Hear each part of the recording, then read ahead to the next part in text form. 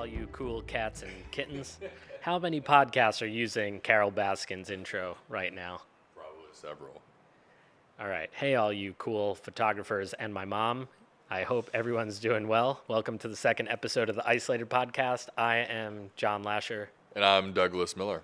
and today we are going to be joined by London-based photographer Alex Ingram. He is currently isolated in the smallest city in the United Kingdom. It's called St. David's, and he's working on some cool projects. We're going to get to Alex in 1 minute. But before we speak to Alex, I want to know how Doug's week in photography has been. Yeah, so far it's been a little slow going if we're being honest. I've been at the site in Hastings, which is about an hour away from our house here. As we're trying to help the government set up a new treatment facility for the COVID-19. How are you feeling in isolation, just generally, photography aside?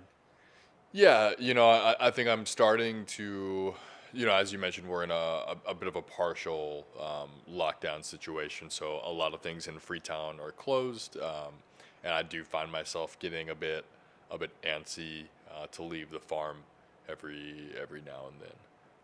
I definitely understand how a lot of people around the world are feeling about being stuck indoors for long periods of time. How did you pass the time? Well, I started Breaking Bad. I've also been watching the new Michael Jordan documentary, 2 episodes a week as much as ESPN and Netflix are allowing me, which is not enough. For the Isolated Podcast, I would say it's the biggest news we've had since we started. I got a late night text last night from across the apartment. Doug and I, we share an apartment. So yesterday was Sierra Leone's Independence Day, the 27th of April.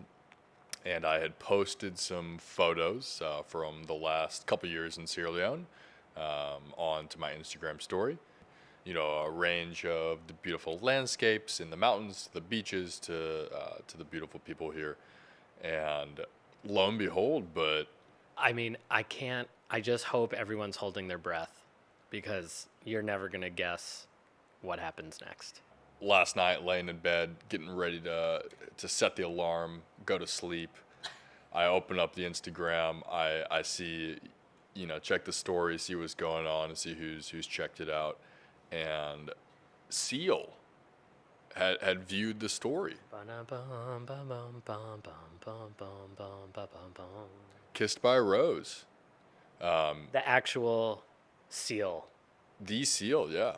Batman Returns, Kiss from a Rose. Kiss by a Rose? Kiss from a Rose? Kissed. Probably from. Kissed by, I think it's Kissed by a Rose. From a Rose. From a Rose, yeah. Because by a Rose would be like the rose kissing the person. Hitting you. I feel like maybe in old time Bob movies, like that's how you say you're gonna kill someone. You say I'm gonna kiss you with a rose.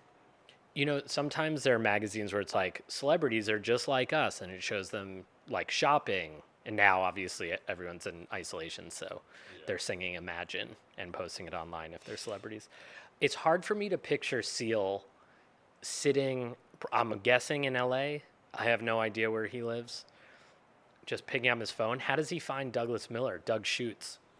Yeah, honestly, I have zero idea, and there was no, location tag on the story. There was no hashtag. I didn't tag anyone. I didn't tag anything. It was just me simply wishing Sierra Leone a happy independence.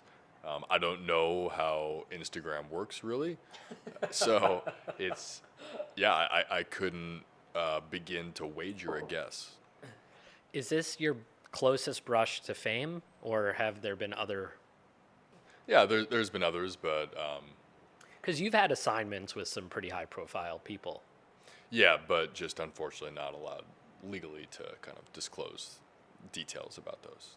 Cool. I could say the same thing. I have had some some pretty high-profile things, but I have NDAs like crazy. I think I'm more excited that Seal watched your Instagram story.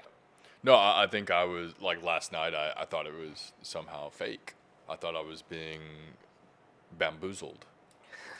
That would be a great prank if I had created an Instagram account as Seal, got it verified, and then watched your story so that you'd have this, and I would pick Seal of everyone. And I think this is actually a much bigger deal than you're making it out to be. I think this is like the coolest thing that's ever happened in Munch Farm, where we live. If there's one thing I can find about this that's kind of jealousy inducing, besides just that it's cool that Seal is, sang on Batman Returns soundtrack, and then watched your Instagram story, it's that Seal is a Leica shooter. Like, Seal is an ambassador for Leica, and Doug loves Sony. And our big thing when we started this podcast was like, Doug's the Sony and I'm the Leica. And here comes Doug, who doesn't like Leica, maybe he likes it, but whatever. And then a Leica ambassador. I'm happy for you. Your success is it lifts me during this difficult COVID-19 time.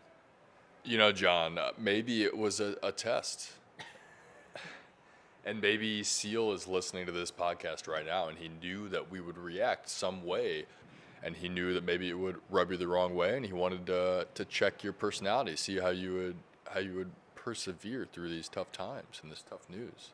I really appreciate that fantasy world where Seal is concerned about my opinion on his Instagram likes or views. I do like this fantasy world because it makes it seem like Seal needs more exposure, and the way that Seal is going about getting more exposure is to go to the podcast that 6 people listened to last week, 2 of which were my mom listening on 2 different platforms.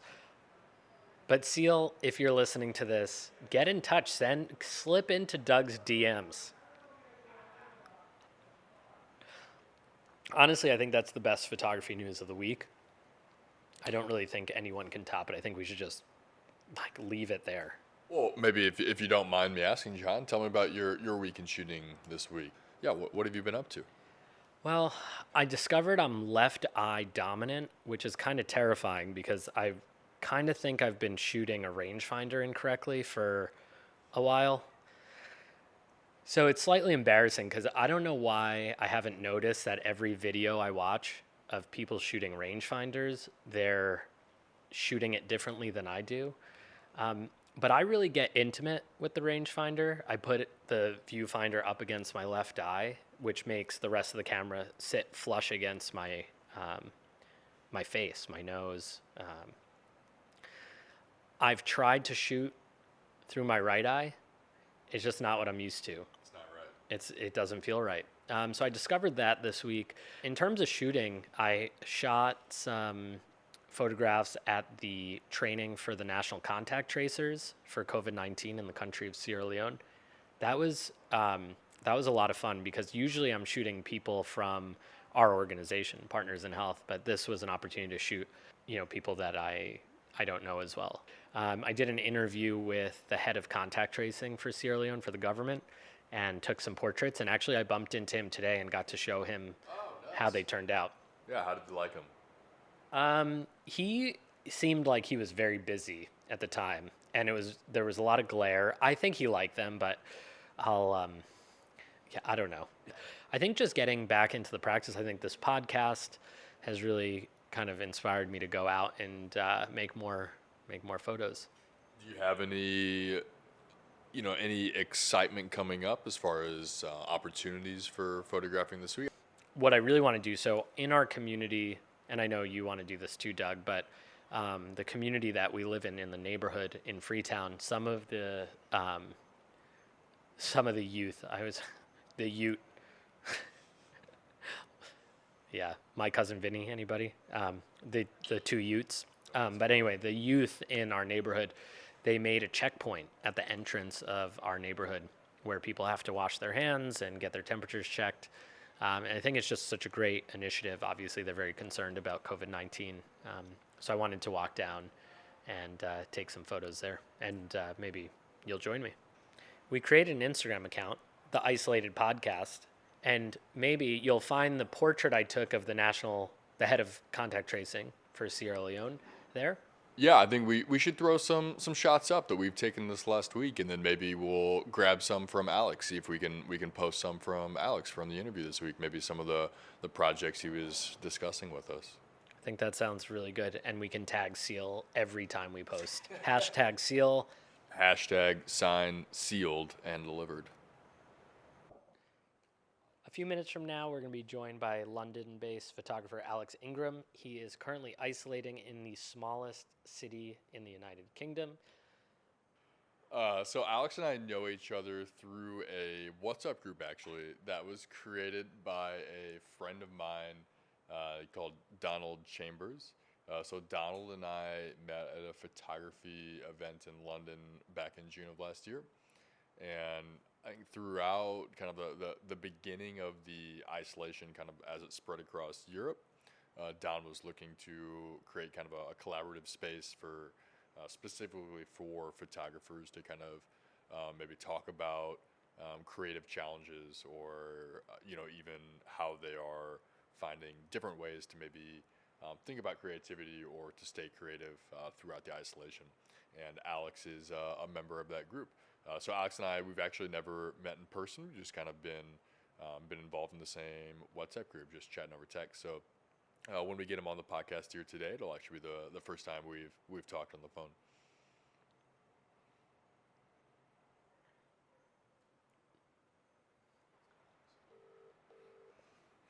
Here we go. Hello. Hey, Alex. Hey there. How you doing? Doing well. How are you? Not too bad, thank you. Not too Good. bad. Hey, Alex. Awesome. Thanks for. Hey there. How you doing? I'm good. It's Yeah. we just finished up like a long day of work, and so it's just funny really? switching gears into photography podcasting from what our normal day job is. But thank you so much Oh, really? for taking time. What do you guys normally do? Or what have you been doing today? Normally, so we work for a global health organization in Sierra Leone called Partners in Health. Okay. And Right. we've been working in Sierra Leone for 5 years. We came during the Ebola outbreak, but we support the Ministry of Health here. So today and most days in the last 2 months have been COVID-19 response and helping the national government launch that response. And so on the side, we're as a way to distract ourselves from reality, we're making a photography podcast. Excellent. Part of why we created this podcast was because we were interested in what photographers were doing during a time when it's seemingly very difficult to be creative, or maybe it's not. We don't know, but you're our first guest, so thanks for Wonderful. thanks for Well, that. Thank you for asking me. Yeah, of course. Yeah, so I'm Alex. I'm a freelance photographer based in London. Been shooting kind of commercially for the past 4 and a bit years since graduating from university in Bristol. But I'm currently right now I'm at my parents' house in Pembrokeshire in this little place called St David's on the coast. So I escaped the madness of London and just before the government lockdown, and I've been out here in the countryside for the past I think about 6 weeks now, which has been quite nice. Yeah, that's great. Probably much more enjoyable than being stuck in a small flat in London, I'm sure. Yes, absolutely right. Yeah, my flat in London is a tiny 1-bedroom place, and then I've come to my parents' house, and it's a massive 6-bedroom place with loads of gardens and 20-minute walk down to the beach and not a single person around. So it's quite a contrast to London. Yeah. What's lockdown look like where you are? Well, so it's in St David's, which is the UK's smallest city. So there's actually only a population of 1,600 people in the centre. And my parents live about 2 miles on the outside in this little hamlet called Rodiar Brennan, where there's only about 30 people that live here. So it's pretty secluded and isolated anyway. But walking around the city centre, if you will, it's interesting because everyone is obviously social distancing and keeping themselves, but it's quite a contrast to when I was walking around London during the kind of COVID outbreak, because when you're walking around London, people don't acknowledge anyone, whereas here, because it's such a small community spirit, everyone knows everyone, and you're walking down the street and you still stop and talk to people, but it just happens to be you're standing on opposite sides of the streets rather than earlier on in the year where you stand next to each other and hug each other and all this kind of thing. So it's quite a contrast to what it's like in London, but it's nice that there's still that community spirit that's going on here. I'm assuming, because there's only 30 people where you are, that you're relatively safe. So I hope that's true. I mean, I would hope so. Yeah. Yeah.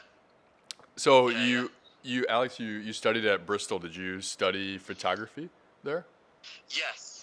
So well, I actually started off doing architecture at University of Nottingham, and then after a year, I went, nah, this is not for me, and I I changed course. Then moved down to Bristol, and it was honestly the best decision I've ever done. It was an absolutely fantastic course down there, and it kind of really opened my eyes to the world of photography outside of just taking pictures of the sunset and things like that. It's kind of how you can document things that are of importance to you, and kind of create your own sort of visual narrative. And it's really interesting to see everyone's on the course, how they have their own interpretation of the world, and how that can come across through people's images. What was the process you took from switching from architecture to photography? Do you feel like what drew you to architecture is the same thing that draws you to photography?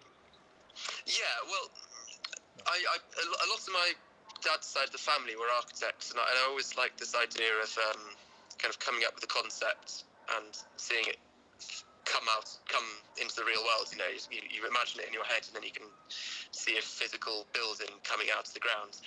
And there's a similar sort of thing with photography. A lot of my stuff it's all portraiture and it's photojournalism, and it's all to do with people and their relationship to the space that they're inhabiting, or the wider world around them, or just people's relationship with one another and the space. And I think that kind of stems back to architecture as well, because it's really about people's relationship with architecture, with buildings, and how you can move around a space, and how the light works in a space, and how you can create different emotional, sensory feelings through architecture. And it's kind of a similar way as what happens with photography, I think. I know you just had mentioned kind of, through the process of architecture and designing a building, you're doing a lot of pre-visualization to kind of come up with, I guess, the conceptual designs. Do you find that has stuck through with photography for you, where you kind of are doing a lot of pre-visualization before your portraiture shoots or any commercial work? Well, a lot of my stuff, it's not so much planning visually how I'm going to approach things. It's more the research of what it is I want to photograph, what the story is that I want to tell. So the planning that would have gone into designing a building is kind of gone into the planning of research with photography. There's a particular group of people that I want to go and visit, or there's a particular location that I want to go to. I'll spend a lot of time researching beforehand to kind of get an idea of what the place is like, what the story is, so that I can kind of go to a place with an understanding of what it is that is interesting to me about that place, so that when I get in there, I'm not going completely blind. I'm going in there with some sort of preconception of what's going to be there, and that preconception may be completely wrong, or it may be completely right, but I get there and I kind of have a narrative or a visual idea as to what I want to tell about the place I'm visiting, and like I said, that could be completely wrong, but I go there and explore and find out what the story is, but I've done a lot of research before I get there, and that kind of planning, I think, is really important. Do you have any favorite projects that you've worked on kind of before the COVID-19 lockdown and the shift outside of London? Yeah, absolutely. So I do a lot of editorial work for different newspapers and magazines and things. I work on some commercial projects for some kind of fashion clothing brands, and then I work on personal projects as well. So there's a real nice mixture. There's been some great briefs that I've worked on. There was what was I saying here? There was a project I shot for the New York Times. It was all about this city, Valdeluz in Spain, which is a Spanish ghost town. And I spent a week there shooting a story about the revival of it and how it's overcome this kind of massive economic crisis that hit it in 2008 with the world recession, and how it's kind of building a stronger community as a result of that. That's taken 12 years to get to that stage, but they're coming back to life, and the community is really thriving there. And there's also I'm also working on this other long-term project called The Gatekeepers, which is a series all about the wardens who live on islands surrounding the United Kingdom. So there's all around the UK, there's these tiny little islands that are inhabited by 2 or 3 people, and these wardens are scientists or conservationists, and they're all conducting research into the wildlife and the ecosystems that's going on in those different islands. And I mean, that project is all about kind of exploring this really unusual world and this really strange, well, not strange, but like different way of living to what most people in the world are used to. And that's been a really fantastic project to be shooting.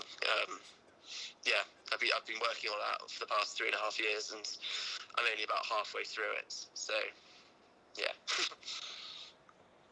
You just by explaining that, you've made me want to go to Spain and the islands surrounding the United Kingdom. Yeah. It's well worth a visit. They're really beautiful. There's some really, really incredible locations that I've been to on these islands, and it's kind of a real eye-opener to what you have on your doorstep.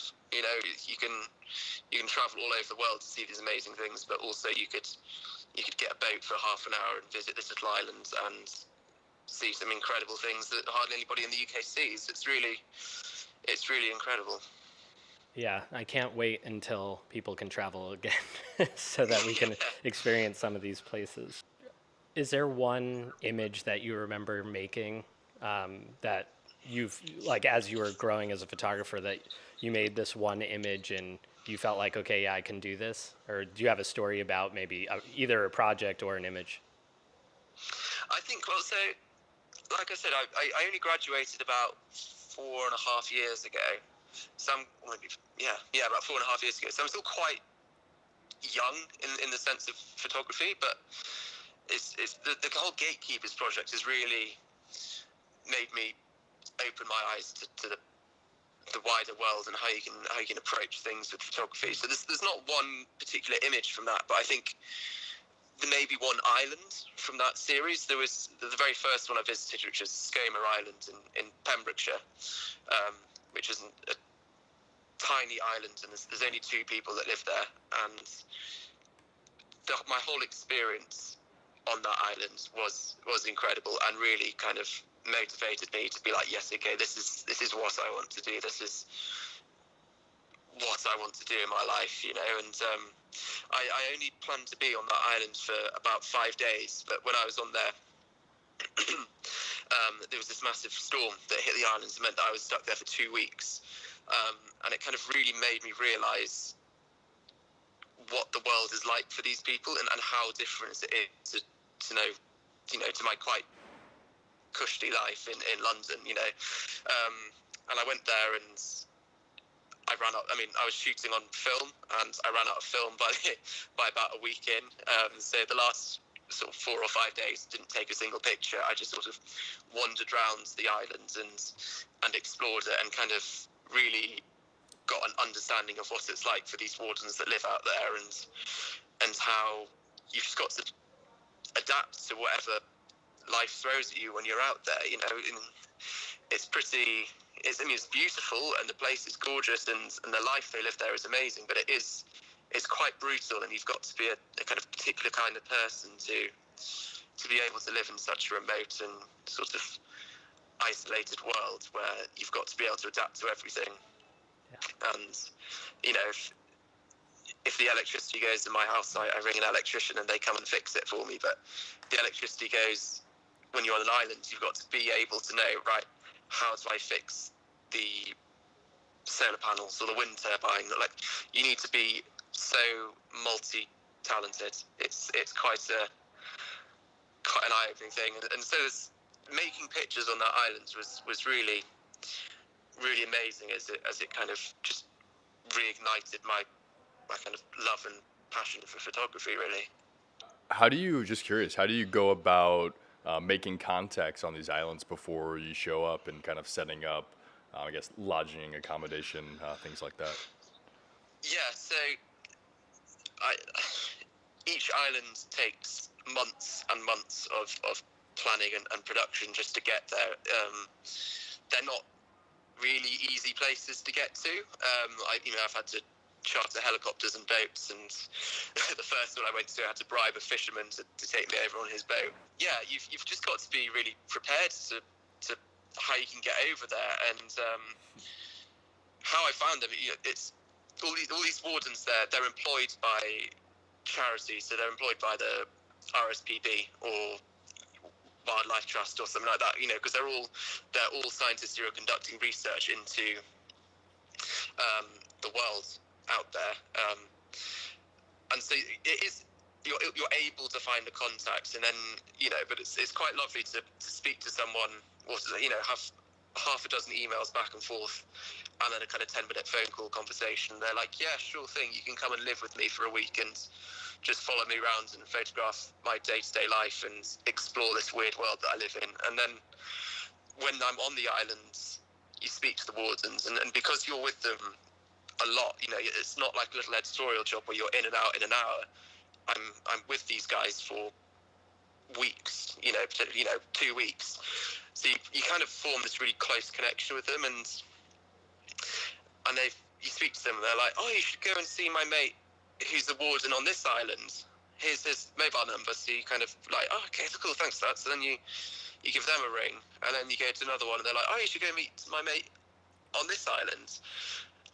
And then it's kind of like, so once you've gotten in with a project, whether that's a phone number or a contact or anything, and you can kind of illustrate to that one person what it is that you want to do, I found that projects can evolve quite organically and naturally into what it is you want to do. And so it's meant now that I can get in touch with a warden on some remote island up in Scotland, and they've kind of heard about me because I visited their mate 6 months ago on this island in Wales, or so it's quite a nice way of doing it. I'm not a complete stranger that's turning up. They've kind of heard of me before I get there, which is quite a nice way of shooting a project. Yeah, and one of the things I think in terms of making photographs that are really powerful, I think building that connection with people, it's so important. And it's one of the things that I've always found challenging with photojournalism, trying to take images as sort of an observer of events that are happening, and you're really disconnected from the people or the events that you're photographing. Since it sounds like you've done both. Can you talk a little bit about sort of the experience you've had, obviously building connections to people, and whether you find the photographs you make when you're building connections are different than kind of more up-to-the-minute photojournalism? Yeah. Well, I kind of, no matter what I'm shooting, I approach everything in the same way.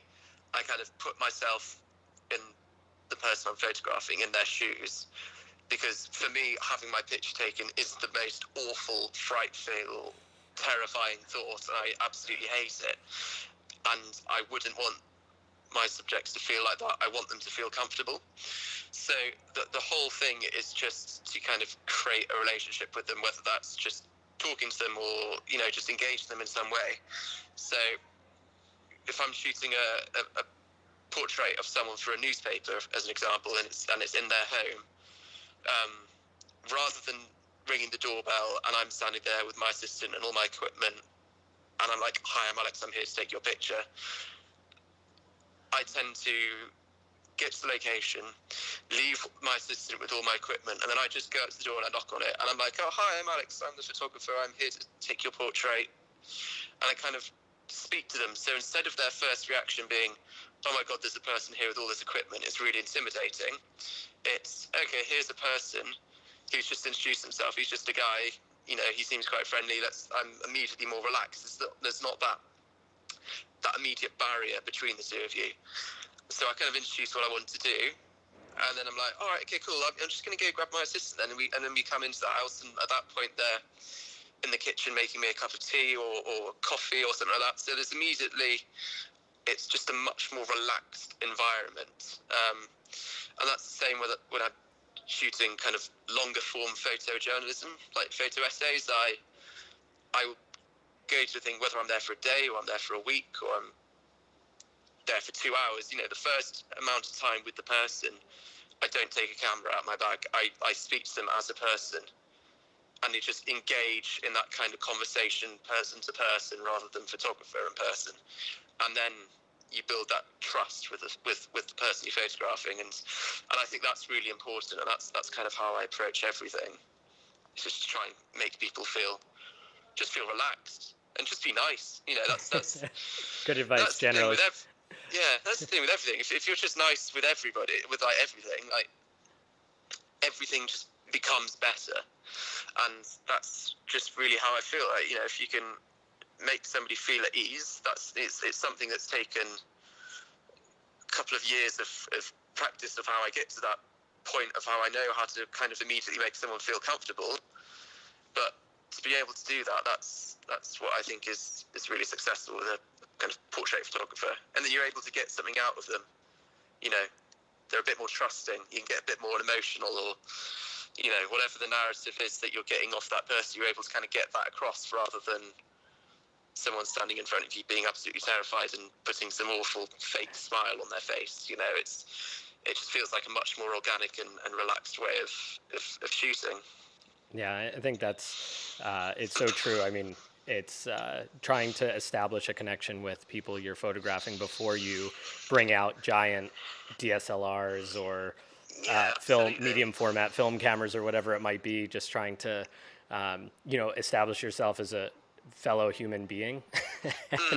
and it sounds ridiculous to say, but fundamentally that's what it is. You're a person who's going to another person's home or into a studio or into, you know, even if you're stopping a person on the street, just be like, oh, hey, oh my God, mate, I love your hat. That's really cool. Like, I'm a photographer. I'm just shooting this little project out on this Oxford Street or whatever. Do you mind if I just take your portrait quickly? And that's so much better than just sort of going up to somebody and taking a picture on the sly, or immediately they see a big camera. Like, if they see a smiling face rather than a big camera hiding a person's face, I don't know, it just feels better.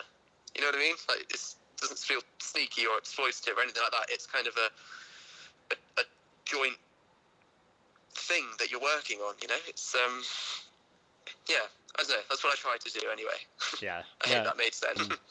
So, I mean, you're currently isolated in the smallest city in the United Kingdom, and I'm sure that poses some challenges to your creative process.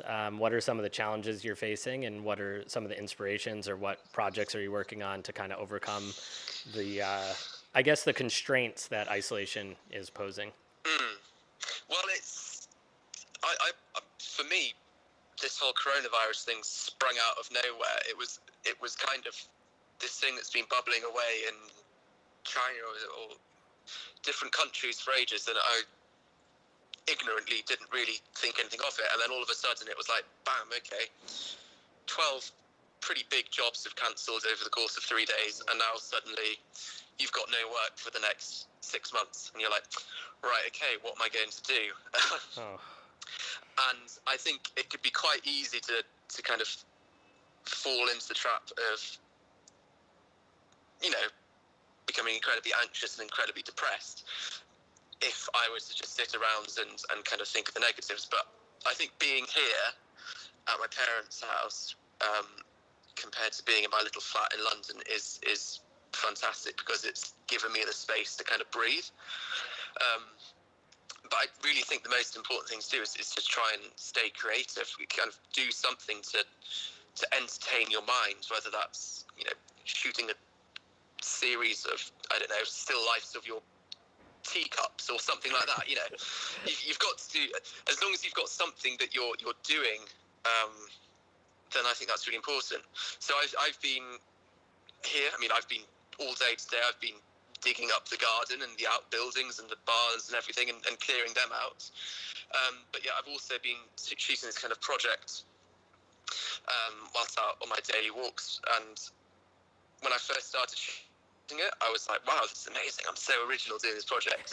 But then after a week or so, I've been like, oh, actually, there's also 100 other photographers who are shooting something similar. But it's basically I'm going out and taking portraits of the city's inhabitants through their windows. Because being a portrait photographer and then finding yourself in a situation where you can't be in contact with people, and when you are, you've got to be meters apart, is quite difficult to kind of get a relationship. So what I've been trying to do is shoot these portraits, but kind of get that across again, kind of make people feel comfortable, and I don't know, almost entertain them for the 10 minutes where I'm taking their portrait, of what could be quite a mundane day for them, to have me stood outside taking a picture with my dad on a, so basically the biggest challenge with these portraits is trying to cut out the reflections of the glass. Yeah. Otherwise you can't see the people inside. And annoyingly in London, I've got a big California sunbounce, which would be perfect to cut out these reflections, but I left that there. So instead, we've been having to use this old black towel stuck onto the end of a stick to try and cut out the reflections. But it does seem to be working, but it does look rather ridiculous because one of the people I photographed took a picture of us from the inside looking out, and it's literally me behind the camera with my dad stood on an old beer crate with a big black towel on a stick, trying to move it around at different jaunty angles to try and cut out reflections. But that has worked, and it has really kept them entertained whilst doing it, but also kept me entertained, and meant that for an hour or so a day I've been doing something quite creative and something a bit unusual, and also going around and seeing people in this city who I grew up here, so I've kind of recognized people, seen them walking around but not actually spoken to them, but by doing this project and almost invading their space, getting to know them in a quite a lovely, unusual way. So I'm kind of getting to know the community that I grew up in a little bit more, which is quite lovely, and it's just a bit of light relief for the people I'm photographing, because it does look absolutely bloody ridiculous. But I think it entertains them for a short period of time in quite a mundane period of our lives, isn't it? So, wow. Yeah. And I mean, that's just, I can imagine, it's such a difficult time for so many people. Having an escape, even if it's for 10 minutes while you're taking a portrait, is probably welcomed by everyone. But I'm curious, even though it's a small community, are you, I'm guessing knocking on the door is not necessarily, people aren't really accustomed to people during lockdown knocking on their door. How are you? Well, I'm not.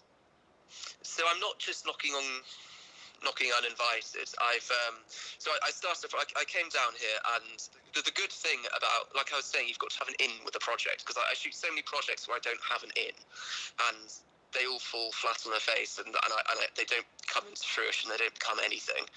But because growing up here, I had an in the sense that I just kind of messaged some of my friends on Facebook, and I was like, hey, I've kind of got this weird concept of a project I want to shoot. Do you mind if I just pop over tomorrow and take your picture whilst I'm walking around? And they were like, yeah, okay, I don't really understand what you're on about, but yeah, sure. You can take my picture through my window. It's kind of like, I did that. It's kind of like me and Doug just creating a podcast and then asking people to be on it. Yeah. But gradually over time, it will become something really becomes something, and that's kind of what happened here. The first day I walked around and I photographed 5 people through their doorways, through their windows, and then I did that, and then I messaged some more people and did that the following day, and then I put a post on Facebook being like, hey, I'm kind of shooting this project, is anyone up for having their picture taken? And a load of people came forward, and then when you're talking to them, they'd be like, oh, you should go speak to my neighbour next door. So I'd be like, oh, okay, and I'd knock on their window and be like, hi, Jill next door told me to come and speak to you because you might be interested in having a portrait taken through your window. Don't mind the man And with the black towel on a stick. Yeah. So I promise we're not complete weirdos, but it does work what we're doing. But and also what's been quite difficult is sticking to the guidelines of what you're allowed to do. So the whole time we've been going out, we've been wearing these gloves, and we've been disinfecting all the cameras and everything. So you knock on a door and people don't open the door. You're talking through the whole interaction between the two of you is through this kind of pane of glass. So it's a very weird sort of situation to shoot a portrait in, but it's quite nice because it's kind of challenged me to find a way of working in an unusual circumstance. What have been people's reactions to receiving the images after you've taken them and processed them? I'm sure it must be kind of surreal for them to have an image, kind of a placeholder for such an interesting time in their lives. Yeah, definitely. Because people's first reaction is, okay, you can actually see me through the window. That's what the towel is for. Because before, you try to explain it to them and they don't understand. But when they do, they're like, okay, yeah, that actually worked. And I think people are quite keen to be involved and kind of be documented and be part of a project that kind of tells the story of this weird period of time.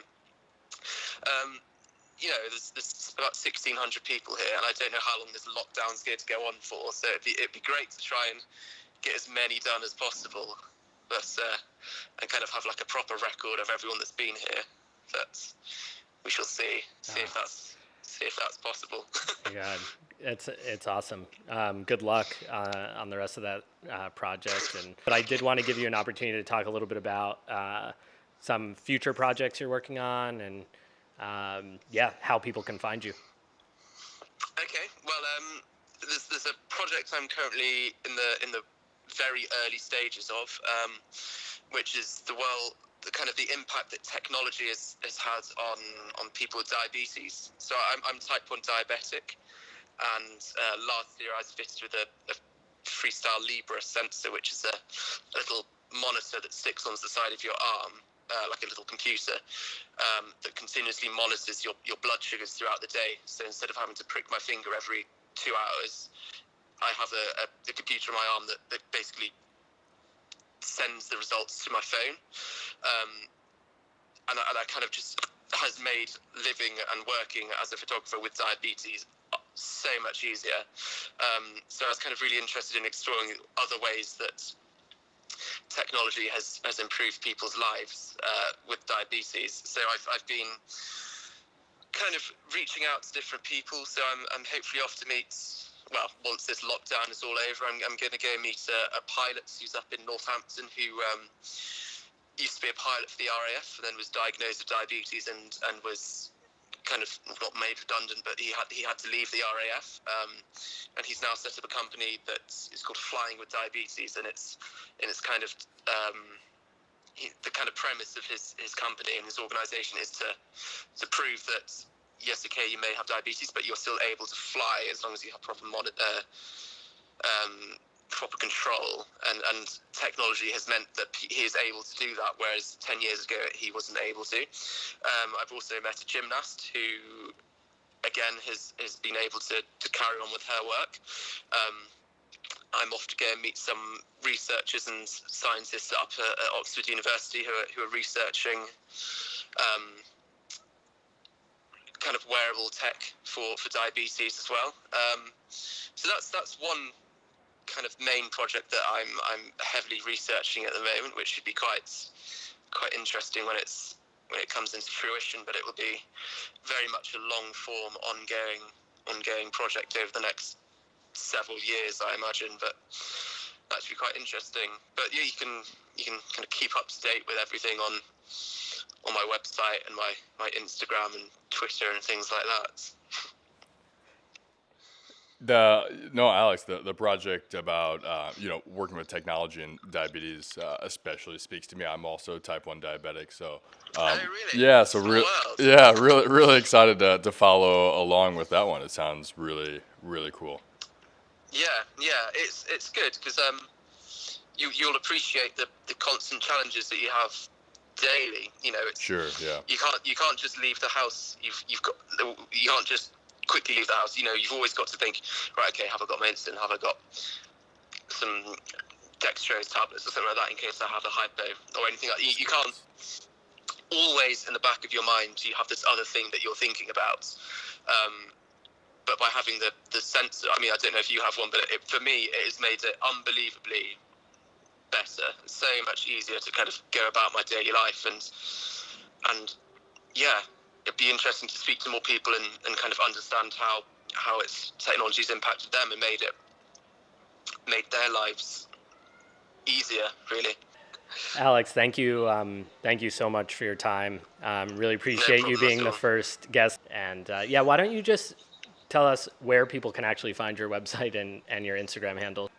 So website is alexingramphoto.com, and then I'm at alexingramphoto on Instagram and Twitter.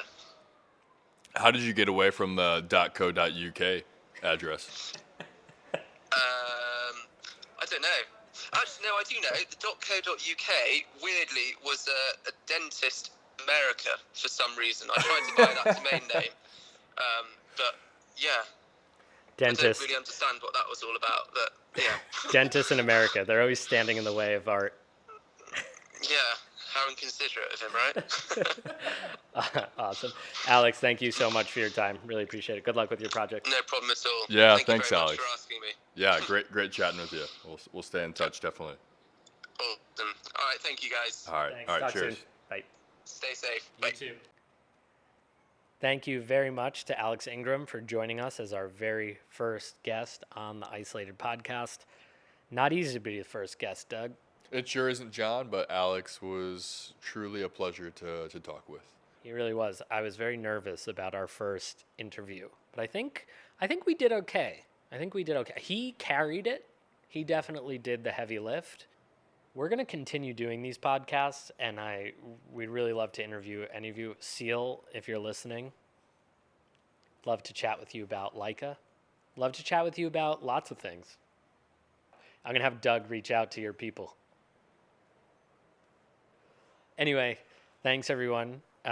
We hope you enjoyed the second installment of the Isolated podcast. We'll be back with more ridiculous photography news and updates about what isolation is like in Freetown, and hopefully more conversations with awesome photographers like Alex. Yeah, see you guys next week.